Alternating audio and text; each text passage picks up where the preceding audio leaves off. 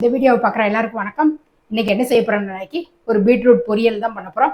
Beetroot பொரியல் எல்லாத்துக்கும் தெரியாதாங்கிறீங்களா? எல்லாத்துக்குமே தெரியும். எல்லாருமே ஒவ்வொரு விதமாக ஒவ்வொரு ஸ்டைலில் அவங்கவுங்க வீட்டில் எப்படி பண்ணுறீங்களோ அது மாதிரி பண்ணுவீங்க. நான் வந்து எப்போதும் செய்கிற இதை வந்து உங்கள்கிட்ட நான் ஷேர் பண்ணுறேன்.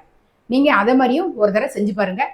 அது மாதிரி புதுசாக சமையல் கற்றுக்கிறவங்களுக்கு இந்த பொரியல் ரெசிபிலாம் எப்படி செய்யணுங்கிறது தெரியாது. அதனால் இந்த பீட்ரூட் பொரியல் எப்படி செய்யலாங்கிறத வாங்க பார்ப்போம். பீட்ரூட் செய்கிறதுக்கு நான் ஒரு 2 மீடியம் சைஸ் பீட்ரூட் எடுத்திருக்கேன். அது அளவுன்னு சொன்னோம்னா 300 கிராம் அளவுகிட்ட இருக்கும். அதை தொலியை சீவிட்டு கட் பண்ணி வச்சுருக்கேன். ஒரே ஒரு வெங்காயம், கொஞ்சோண்டு கருவேப்பிலை. இதுக்கு ஒரு மசாலா அரைக்கணும். அந்த மசாலா அரைக்கிறதுக்கு சின்ன பத்தை தேங்காய் வச்சுருக்கேன். ஒரு சின்ன இவ்வளோண்டு ரொம்ப சின்னதாக ஒரு பத்தை ஒரு தேங்காய், ஒரு 5 சின்ன வெங்காயம், ஒரு அரை ஸ்பூன் கிட்ட ஜீரகம். இது எல்லாத்தையுமே ஒரு மிக்சி ஜாரில் சேர்த்துட்றேன்.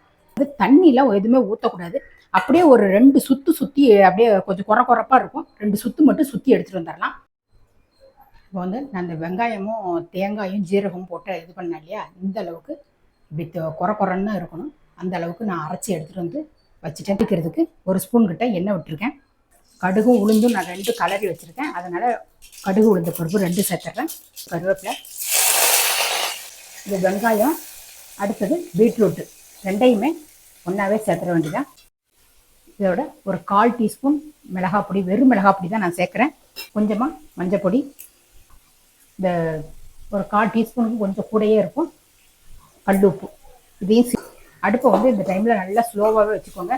நல்லா இப்படி ஒரு பெரட்டி விட்டுறலாம். நல்லா மசாலாலாம் பீட்ரூட்டில் நல்லா படுற மாதிரி நல்லா கலந்து விட்டுருவோம். முங்குற அளவுக்கு நல்லா தண்ணி சேர்த்துவோம்.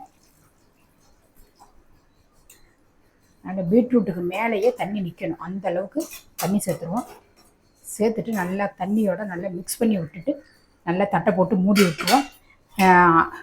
அடுப்பை நல்லா மீடியமாக வச்சு வேக விடணும். ஃபுல் ஸ்பீடில் வச்சோம் அப்படின்னு நம்ம நினைக்கி தண்ணி சீக்கிரத்தில் வற்றிடும். நம்ம காய் சீக்கிரத்தில் வேகாது. இந்த பீட்ரூட் நல்ல தண்ணி எல்லாமே நல்லா இழுத்து வச்சு வச்ச தேங்காயும் வெங்காயம் ஜீரகம் எல்லாம் போட்டோம் இல்லையா, அதை அரைச்சதை உள்ளே சேர்த்துருவோம். நல்லா கலந்து விட்டுருவோம்.